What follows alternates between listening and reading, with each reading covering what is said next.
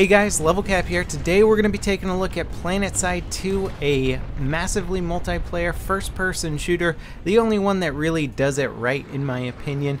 And as you can see here, there are thousands of players and any single one of them can kill me. Friendlies, foes, you name it. So you got to watch out, you got to check your fire, and also make sure you know where you're flying. Now, since Planetside 2 launched, it's gone through some pretty serious updates. I used to play it quite a bit when it first came out, and it was certainly rough around the edges. A lot of those things have been smoothed out now. A lot of cool updates have come in. We haven't gotten that fourth continent yet that I've been waiting for, but I think it's just around the corner. But what we have gotten in the meantime is some very cool UI updates, some great game balancing, and overall the flow of combat has been tweaked and tailored over the course of this entire game's launch. I mean, when the game first came out, battles would flow completely differently than they do now. Back in the day, you could occasionally get a nice large battle that would be balanced, it'd be fun, and then one side would win. They would capture a base and the entire army would dissipate because they wouldn't know which direction to go.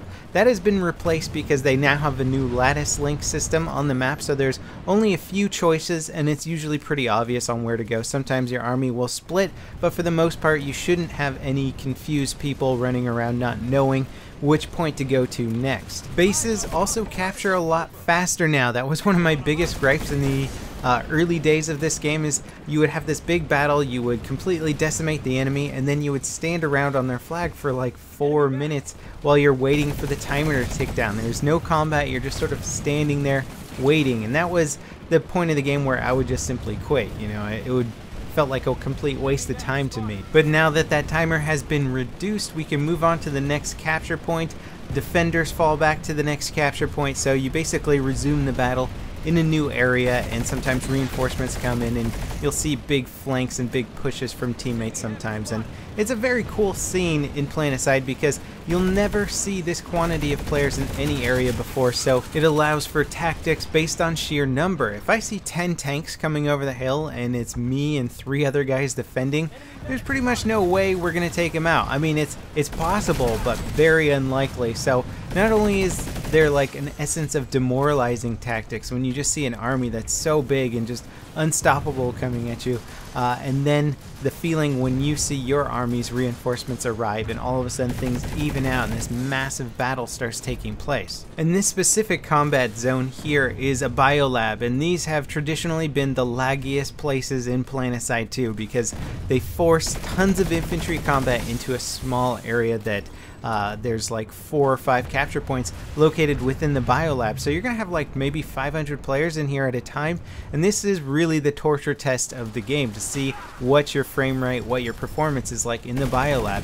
And it's not bad. As you can see, my frame rate's pretty decent here. There definitely were some like glitchy moments here or there when I was playing with the sniper class. You would go from a long range scenario where you see tiny little specks of enemies on the horizon, and then you zoom in and you're loading so much geometry or so much information when you zoom in that there's like a little bit of a hiccup during that, and that was kind of annoying. But after you did it a few times, it seemed to like load it or something in the memory, and then it didn't lag up after that. So there were some weird little things, but I feel like you really do have to give Planetside a lot of leeway because they're trying to do something that no other shooter has ever attempted before. And I'm playing as the Light Assault for the Vanu Sovereignty, which is my favorite faction and favorite class. The Light Assault gets the jetpack, so you get to just get up in these tiny little areas that nobody expects you, and you can go on these crazy kill streaks because the maps are so big that there aren't like specific tiny areas that you would expect to see somebody every time you go.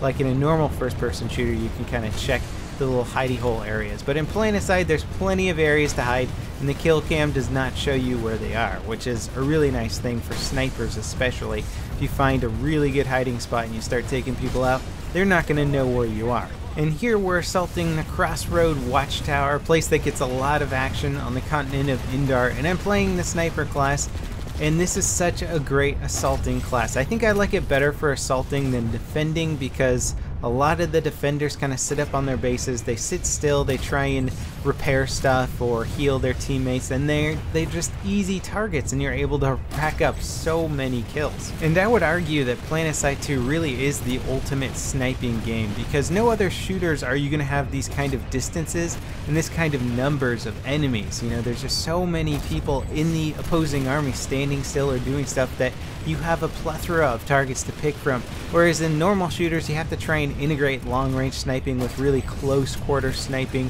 frequently, and you know, it's really not what the essence of sniping is, at least in real life. You know, it's all about concealment and long-range target engagement. So in Planetside 2 you can actually do that. You can actually play a sniper class the way you would expect a sniper to play or to operate in real life. Something exciting that's coming up for this game is the PlayStation 4 development. Now, Sony Online Entertainment makes the game, so of course they're going to be trying to port it to the PlayStation 4. And from what I hear, from what I've been told, it actually runs really well on the PlayStation 4. It's been coded with really good multi-core support, and that's been probably one of the biggest issues for Planetside 2 is just the amount of data that you have to deal with when you get into a really, really dense combat area. It lags up the game, and it's not GPU dependent. It's pretty much all CPU dependent. So hopefully with that multi-threading support for the PlayStation 4, we'll see some more support for the PC version on multi-threading and stuff like that. I've got a pretty darn amazing PC right now. You know, I don't want to toot my own horn, but it's a great gaming PC, and it still lags up in this game in certain areas. For the most part though, it was playing flawlessly, like during medium-sized battles, but once they got to the sort of the limit, things started to chug. So I could only imagine what it was performing like on lower end PCs. And of course the game is still free to play, and you can spend money to unlock guns and gadgets, or you can just get them with the standard in-game progression, which will take a while, but it's certainly doable. I unlocked plenty of stuff in this game just by playing for it and earning it. There's lots of XP events and things that you can do to get extra XP and unlock things faster. Overall though, it's been a while since I played the game, and coming back to it is really refreshing, especially after playing Battlefield 4 for so long and experiencing just really garbage netcode. I gotta say, even in a game like Planetside where there's thousands of players, the infantry combat feels really solid. When I shoot at somebody, I get hit markers, they die. When I get shot by somebody, I get the hit markers of them hitting me, I die. It feels solid, it feels like a shooter should feel. So if you haven't tried out Planetside 2, I'd recommend it. It's a free to play, so what do you got to lose? And you get little C4 Christmas package right there to take out your lightning tanks. Let me know if you want to see more Planetside 2 content on my channel, and I'll see you guys next time. This is LevelCap, signing off.